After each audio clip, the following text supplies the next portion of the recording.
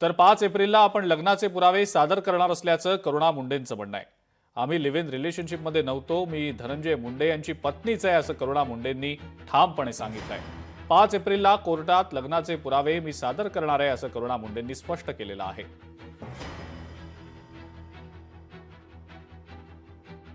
98 पासून आम्ही दोघी लिव्ह इन रिलेशन मध्ये आहे। तो मी तुम्हाला पूर्ण महाराष्ट्राची जनताला, पूर्ण भारताची जनताला मी एक सांगू इच्छिते की 98 मध्ये लिव्ह इन रिलेशन सारखा कोई नाव भारतामध्ये नाही होता। मी बायको आहे, हे सगळे पुरावे मी येणारी 5 तारखेला कोर्टामध्ये सादर करणार आहे। धनंजय मुंडेची 1 कोटीची पॉलिसी आहे, ज्याच्यावरती मी बायको म्हणून आहे। माझा जे होम लोन आहे त्याच्यावरती ते पती म्हणून त्यांनी गॅरंटर म्हणून साईन केलेली आहे, पती म्हणून।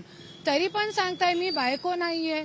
कितना मोठा लोकांचे डोळ्यामध्ये आणि जे न्यायालयाचे डोळ्यामध्ये धूल झोकण्याचं काम आहे धनंजय मुंडे करत आहे।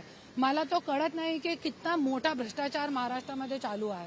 आमच्या जे कंपन्या जे होत्या ते सगळ्या बंद आहेत, त्याच्यामुळे आर्थिक परिस्थिती नाही। आमच्यावर लोन आहे, बरेच बँक घराचं लोन आहे, बाकीच्या ह्याचं गोल्ड लोन आहे। असे शिक्षणाचा खर्च आम्ही मेंटेन करतो का मुलगा आणि मुलगी आमच्याकडे राहते।